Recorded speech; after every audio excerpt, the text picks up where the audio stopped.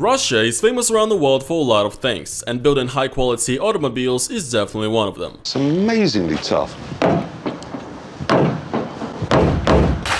I'm pretty sure that at this point anyone with at least a little bit of interest in the countries of the ex-Soviet Union and Eastern Europe in general has heard of the classic Russian Lada. The famous Russian car brand has not only populated the entirety of Eastern Europe with their vehicles, but also reached way further than that, becoming a sort of legend and an object of desire for car collectors in the West. Apart from Lada, there's been a lot more unique cars created in the USSR, when the Russian automotive industry was very much supported by the governments and the aim was to compete with the leading Western vehicle manufacturers. It's definitely a great time to look back at, but not many people usually discuss what the country of Russia has created over the years, and I think it's totally unfair. Russia has designed its fair share of interesting road vehicles. Some kinda cool, some weird, some unremarkable, some successful, and some unsuccessful. For me, when I think of Russia's best attempt at making a road vehicle that could have really competed with its Western counterparts, I instantly think of the company Marussia. Described as Russia's first supercar, Marussia made a lot of noise in the end of the 2000s, manifesting itself as the Russian answer to European and American supercars, signifying the fact that Russia is not just getting good at making road vehicles, but is actually so good now that it has what it takes to take on the Lamborghinis, Ferraris, and the Porsches of the world. Marussia had the attention of the world's automotive industry, and in fact even appeared in quite a few pieces of Western media. One of the models of the young Russian sports car brand, the Marussia B2, was actually featured in numerous racing video games, such as Need for Speed Most Wanted 2012, Need for Speed Rivals, DriveClub, and more. And that means something. If your car makes it onto the vehicle roster of a AAA racing game like the ones often mentioned, you've been acknowledged. It shows that Marussia has done something right, and was clearly considered cool enough to be featured in the game alongside such giants as Maserati, Lotus, or Bugatti. Not only that, but Marussia even had a professional Formula 1 racing team, becoming the first Russian-owned team to ever participate in the famous automotive sport league. However, not many people in the West remember Marussia today, and the reason for that is that the company actually does not exist anymore and has been pronounced bankrupt since 2014. Marussia simply wasn't on the market long enough to make any long-lasting impact. In its short but bright history, the Russian manufacturer went through a lot of issues, and the company's rise was just as quick as its downfall. In today's video, we're going to be talking about and going over the complicated and rocky story of Marussia, Russia's first and only attempt at creating a luxury sports car brand. The story of Marussia starts with one man, Nikolai Fomenko, a Russian entertainer who's done many things throughout his career. Not only was he a musician in a very popular Soviet band called Secret, as well as an actor, a TV host and a producer, but most importantly to the story, he always had an affinity for cars and racing. In fact, he's actually had a career as a professional racer, taking part in the FIA GT Championship for a few years, as well as taking part in the 24 Hours of Le Mans race as part of the first Russian team to ever do so. A lot of great accomplishments. Although I think the best thing he's ever done was doing the voiceover of the announcer in the Russian version of Need for Speed Pro Street.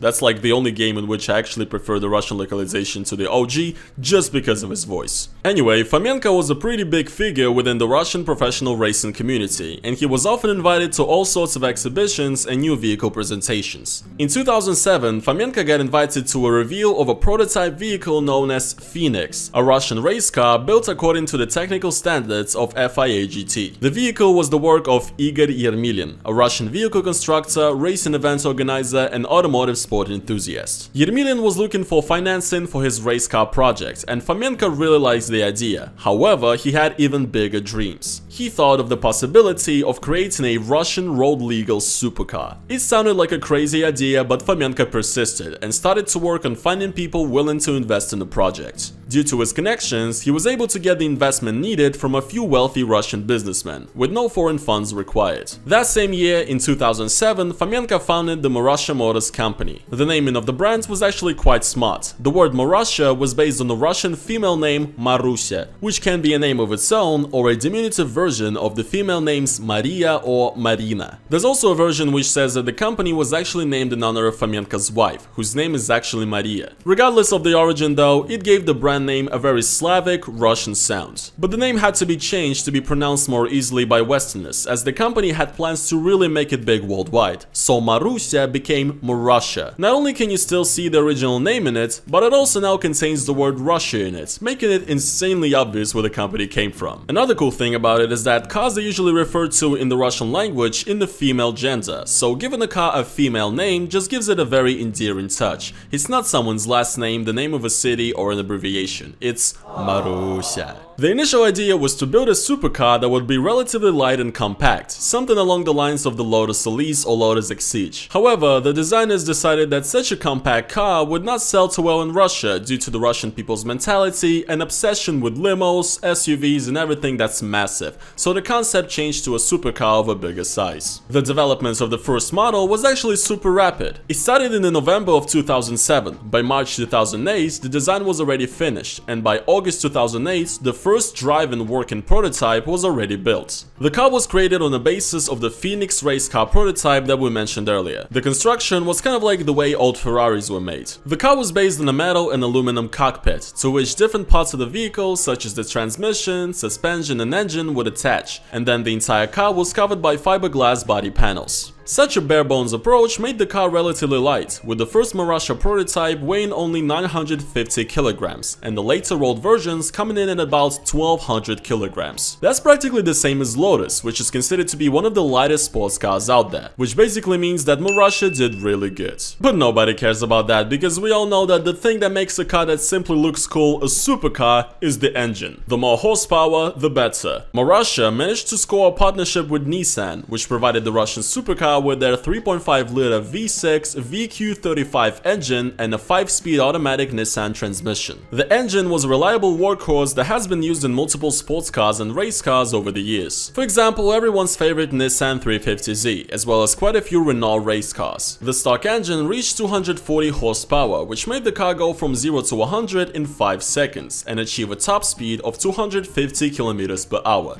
with the ability to upgrade the engine to make it even faster. Definitely not Ferrari or Lamborghini level stats or anything, but pretty solid for a mid-range supercar that isn't meant to be the fastest in the world. Marussia B1, which was the name of the first model, was presented in Moscow in December of 2008. The press and the public were very much impressed. People were surprised to see that the car doesn't actually look terrible. You know, Russian cars were never really famous for looking particularly good, but I have to admit, the Marussia B1's design was actually pretty nice. It looks good even today, but back in 2008, the design was actually quite cutting edge and modern. I'm a fan of the way it looks, but to be honest, since the brand never actually became big, the car kind of feels like one of these GTA cars, you know what I mean? You know, it's sort of reminiscent of every single supercar you've ever seen, but it's also different at the same time, which is exactly what Rockstar does when designing non-existent vehicles for GTA games. It kinda looks like cars from Burnout or something as well. I don't know, maybe it's just me, but I'm not saying that looking like a GTA car is necessarily a bad thing. I mean, some people even turn their real cars into GTA cars. Now, one of the first issues with the Marussia B1 was that the car's announced retail price was 100,000 euros, which basically put it in direct competition not with a brand like Lotus, but with giants such as Lamborghini and Ferrari. Even though Marussia obviously was not really up to par with them speed-wise, not even mentioning the recognition and history those brands have. The car was also heavily advertised by Fomenko as a fully Russian invention and was said to be made of mostly Russian parts, but the truth was that 80% of the internal components of Marussia B1 were foreign. You know guys, I'm getting some real Yodaphone vibes from this. However, there was a lot of interest in the vehicle and a lot of people voiced their desire to purchase one, so the steep price tag wasn't actually the thing that ended up bringing Marussia down. The pricing was the least of the company's worries, which we will get into later. After Marussia B1 was shown to the world, the company became even more ambitious, hiring a lot of professional engineers who could do the job of designing a vehicle way quicker, and within a few months after the first models revealed, the constructors were already working on a second iteration of the supercar,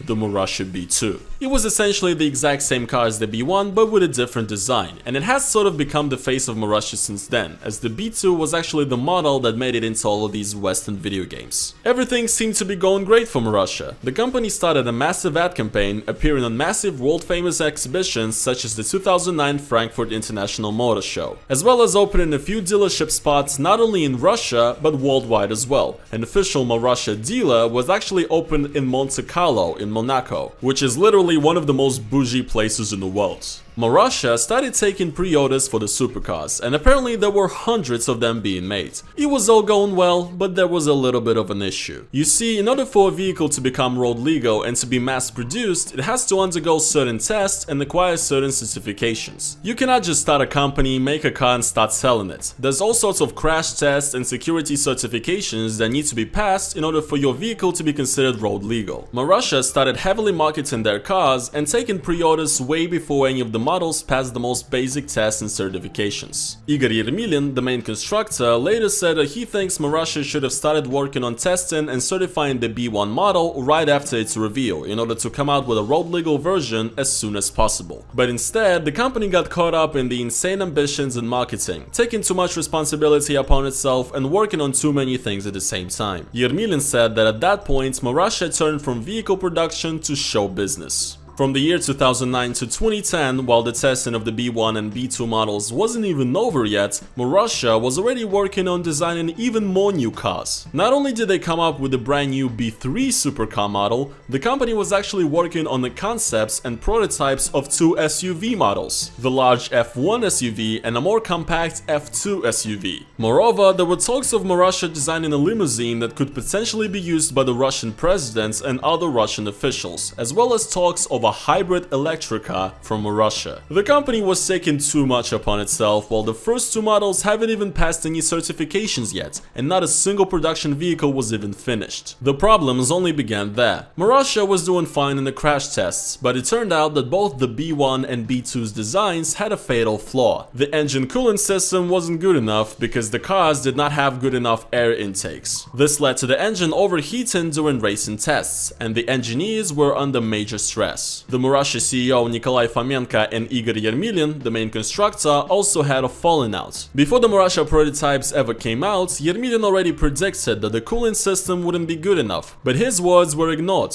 I guess he was kind of the Legasov in this entire operation. Not only that, but Yermilin actually joined the entire project in the beginning under the promise that he will get to design a race car, a special Marussia B1 prototype for the FIA GT Racing League. He wanted to make a race car, not a road car, but the racing version of the B1 also ended up having issues and did not pass the FIA GT certifications. Yermilin felt like he had no power or wasn't considered worthy by Fomenko and decided to quit Marussia in 2011, which was a moment that arguably was the beginning of the company's downfall. Marussia also had a falling out with Nissan, which provided engines and transmissions for the B1 and B2 models. It was some sort of management issue that created a disagreement between both parties. Nissan pulled the plug, and Marussia now had no engines or transmissions to use in their cars. Thankfully, Fomenko was quickly able to find a new partner that would provide engines for Marussia. The British company Cosworth agreed to provide the Russian supercar with a 2.8-liter, 340 horsepower V6 engine. Despite the problem being resolved, this issue postponed the certification of the B1 and B2 and the possibility of the beginning of serial production even further. The company's funds were not being spent very frugally. Amongst all of this, Marussia Motors also became a sponsor of a British Formula 1 team called Virgin Racing, and eventually one of Marussia's main investors, Andrei Cheglakov, bought the team and renamed it to Marussia Virgin Racing and later on Marussia F1 team, which then technically became the first ever Russian Formula 1 team, even taking part in races under the Russian flag. The idea here was that such a move would make Marussia a bigger name in the world of racing and car culture overall, therefore attracting more investors and consumers to the brands. However, the team ended up being extremely unsuccessful and has never won a single race or championship in the 4 years of its existence. So essentially, the entire Formula 1 thing was just a waste of money. Marussia was taking one L after another, and at this point the high wore off, and the investors had enough of it. Marussia's large budget started quickly disappearing, and the company was seeing some dark days. A lot of the staff were laid off, and tons of workers were facing payment delays. The Formula 1 team also stopped being funded and was closed. Marussia was desperate for money and decided to try and work with the Russian government. The Russian army needed designs for some new off-road vehicles, which Marussia started working on. The company also worked on designing luxury vehicles for governmental officials, but eventually the Russian government chose another company's project over Marussia, and the hope of getting governmental funding was also crushed, leaving all of their efforts worthless. Well guys, needless to say, the company that won that contest from the government was also owned by the Russian government. It's kind of funny, because if you think about it, technically by doing this, Russia killed Marussia.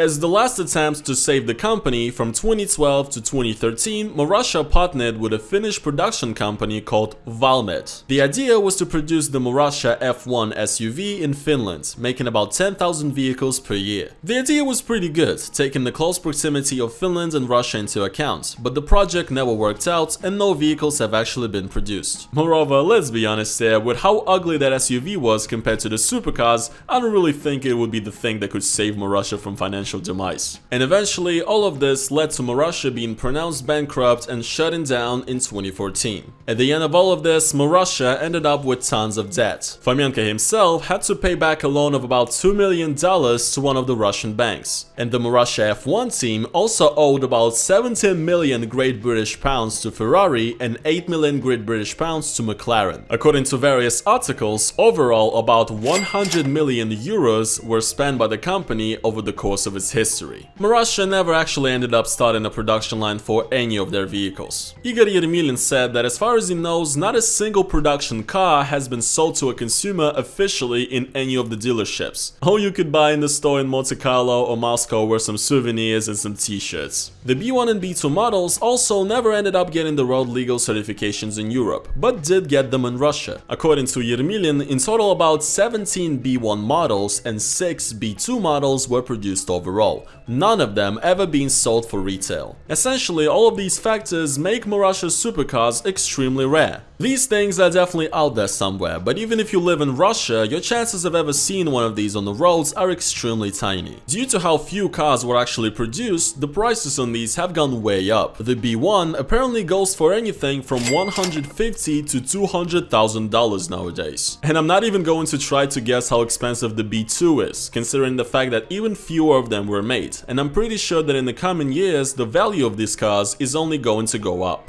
Marussia has become a real collector's vehicle, signifying a different time in Russian history and a company that had a lot of talent, ambition and courage, but unfortunately was destroyed by incompetence, bad management and lack of restraint. Now here's the thing, even if Marussia never ran into any of these issues that we just discussed, it's not necessarily guaranteed that the brand would have been successful. Yes, definitely, poor management, doing too much things at the same time and wasting money left and right were the things that buried Marussia. But even if none of that happens and if the Russian brand actually managed to start the serial production of Marussia supercars, we don't know if they would do that well. Considering the fact that the plan was to sell the B1 and B2 models for a retail price of around 100,000 euros, it once again puts Marussia in direct competition with such brands as Ferrari and Lamborghini. And not only was Marussia lacking spec-wise and craftsmanship-wise compared to those companies, but they're also hugely recognizable established brands, while Marussia was a new company just coming onto the market. Yes, of course we know stories of when new vehicle brands were able to become quite popular in a short period of time. Take Tesla for example, which never had decades of automotive history behind it, but was able to become big because it offered something new to the market. But let's be honest here, even though Marussia was pretty cool, it was no Tesla. They didn't introduce anything insanely new to the market, they didn't break speed records or minds.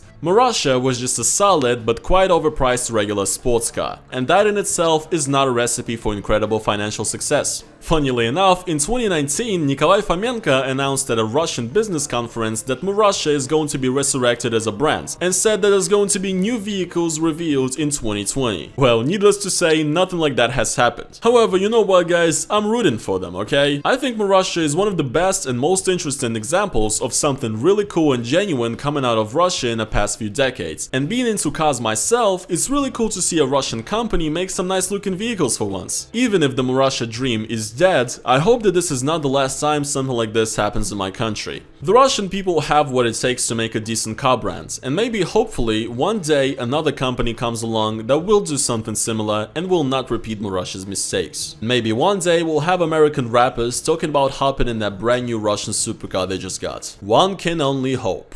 And yes guys, that pretty much concludes the story of Marussia, the first Russian supercar. I hope you guys did enjoy this video. If you guys did enjoy it, then make sure to please slap that like on it. If you guys want to support my channel, if you guys want to support me, then go over to the link down in the description to my Patreon, donate to it, I would gladly appreciate it. Once again guys, thank you so much for watching this video and I will see you guys in the next one. Peace.